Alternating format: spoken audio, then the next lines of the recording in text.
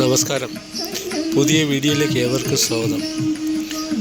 തിരുവനന്തപുരം ശ്രീ പത്മനാഭസ്വാമി ക്ഷേത്രത്തിലെ പൈങ്കിനി മഹോത്സവത്തോടനുബന്ധിച്ച് നടന്ന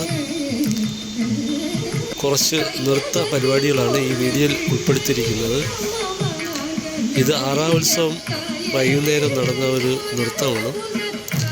ഇതൊരു സംഘനൃത്തമെന്ന് പറയാം. ഇതിൽ പങ്കെടുക്കുന്നവർ സ്ത്രീയും പുരുഷനും അങ്ങനെ കുട്ടികളുമൊക്കെ അടങ്ങിയ ഒരു ഗ്രൂപ്പാണ്. നമ്മുടെ മഹാഭാരതത്തിലെയും രാമായണത്തിലേക്ക് ചില കഥാതന്തുക്കൾ കോർത്തിണക്കിയ ചില ഭാഗങ്ങളാണ് ഈ നൃത്തത്തിൽ അവർ അവതരിപ്പിച്ചുകൊണ്ടിരിക്കുന്നത്. വളരെ ചാരുതയാർന്ന ഒരു നൃത്ത പരിപാടി ആയതിനാൽ കാണികളെല്ലാം ആസ്വദിച്ച് കാണുന്നതായിട്ട് ഇവിടെ കാണാൻ പറ്റുന്നതാണ്. പക്ഷേ ഈ ചൂടിലും ഈ അന്തരീക്ഷത്തിൻ്റെ ഊഷ്മാവ് ഇത്ര കൂടിയ ഒരു അവസ്ഥയിലും ഇത്രമാത്രം ജനങ്ങൾ വന്ന് കാണുന്നുണ്ട്. അത് ഈ കലാകാരന്മാർക്കും കലാകാരികൾക്കും വലിയൊരു പ്രോത്സാഹനമാണ്. ലോകത്തിലെ തന്നെ എടുത്തു പറയാവുന്ന ഒരു ക്ഷേത്രമാണ് ശ്രീ പത്മനാഭസ്വാമി ക്ഷേത്രം. എന്തുകൊണ്ടും വളരെ വ്യത്യസ്തമായിട്ടുള്ള ഒരു ആചാരങ്ങൾ കൊണ്ടാടുന്ന ഒരു ക്ഷേത്രമാണ് ശ്രീ പത്മനാഭ സ്വാമി ക്ഷേത്രം. പണ്ട് രാജാക്കന്മാരുടെ കാലം തൊട്ടേ ആ പാത പിന്തുടർന്നുകൊണ്ട് പൈങ്കിനി മഹോത്സവത്തിൻ്റെ വിവിധ ഘട്ടങ്ങളിലുള്ള ഓരോ പരിപാടികളാണ് ഇവിടെ അവതരിപ്പിച്ചുകൊണ്ടിരിക്കുന്നത്. അതുകൂടാതെ തന്നെ വേലകളി എന്നുള്ളൊരു കലാരൂപം അമ്പലപ്പുഴ ഒരു കലാഗ്രൂപ്പിൻ്റെ ഒരു വേലകളി ഇവിടെ ഉണ്ടായിരുന്നു. ചരിത്രത്തിൽ രേഖപ്പെടുത്തിയിട്ടുള്ള പല സംഭവങ്ങളും കോർത്തിണക്കിയിട്ടുള്ള കാര്യങ്ങളാണ് ഇവിടെ നടക്കുന്ന ഉത്സവ പരിപാടികൾക്ക് അരങ്ങ ഒരുങ്ങുന്നത്. 10ാം ഉത്സവമായ പൈങ്കിനി ഉത്സവത്തിൻ്റെ 10ാം ഉത്സവമായ അവസാന ദിവസം കൊടിയിറക്കുന്നതിന് മുമ്പായിട്ട് തിരുവിതാംകൂർ രാജ കുടുംബത്തിലെ അംഗങ്ങൾ ചേർന്നുള്ള ഒരു ആറാട്ടും ഇവിടെ അരങ്ങേറുന്നതാണ് വൈകുന്നേരം 5 മണിക്ക്.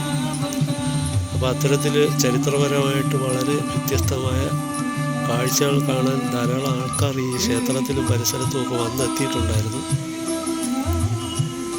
ലോകത്തിലെ തന്നെ ഏറ്റവും സമ്പന്നതയിൽ നിൽക്കുന്ന ഒരു ക്ഷേത്രമെന്ന് പറയാം ഈ ക്ഷേത്രം, ശ്രീ പത്മനാഭസ്വാമി ക്ഷേത്രം. ഇതിൻ്റെ നടകൾ കിഴക്കേ നട, പടിഞ്ഞാറേ നട, വടക്കേ നട, തെക്കേ നട, അങ്ങനെ എല്ലാ നടകളും നോക്കുമ്പോൾ നമുക്ക് ഇതിൻ്റെ ക്ഷേത്രത്തിൻ്റെ നിർമ്മിതി ഒരേ രൂപത്തിൽ കാണാൻ പറ്റും. കിഴക്ക് നിന്ന് പടിഞ്ഞാറോട്ടാണ് ക്ഷേത്രത്തിൻ്റെ പൂർണ്ണമായിട്ടുള്ളൊരു രൂപം കാണുമെങ്കിലും എല്ലാ ഭാഗത്തുള്ള നടയിൽ കൂടെ വന്ന് ക്ഷേത്രത്തിനുള്ളിൽ പ്രവേശിക്കാനുള്ള വഴി ഇവിടെ രൂപപ്പെടുത്തിയിട്ടുണ്ട്. ഇവിടെ സെക്യൂരിറ്റി കാര്യങ്ങളെല്ലാം ഉണ്ട്. പിന്നെ എല്ലാവർക്കും പ്രത്യേക തരം വസ്ത്രങ്ങൾ ധരിക്കാനുള്ള വസ്ത്രത്തിൻ്റെ കോഡ് തന്നെ ഇവിടെ ഉണ്ട്.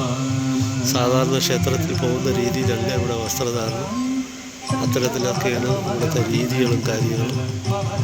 ഇത് പണ്ട് മുതലേ ആചാരങ്ങളും അനുഷ്ഠാനങ്ങളും പാലിച്ചു പോകുന്ന ഒരു ക്ഷേത്രമായതിനാൽ അതിന് വ്യതിയാനങ്ങളൊന്നും വന്നിട്ടില്ല.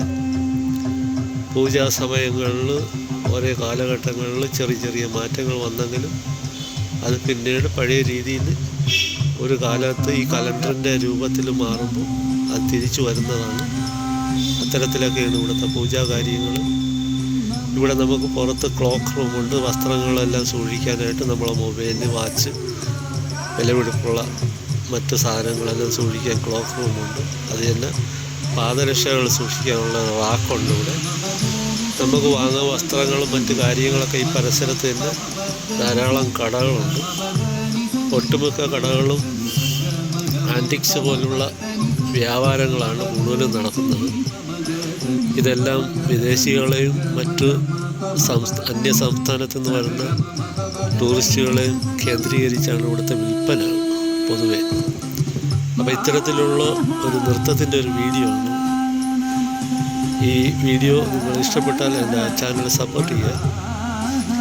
വീണ്ടും കാണാൻ അടുത്ത വീഡിയോയ്ക്ക് കാത്തിരിക്കുക. അതുവരേക്കും നന്ദി, നമസ്കാരം.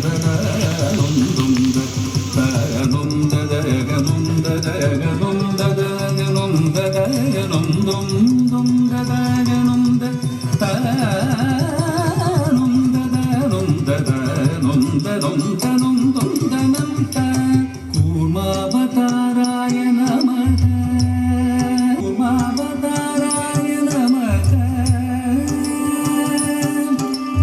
കൂർമാവതാരായ നമഃ.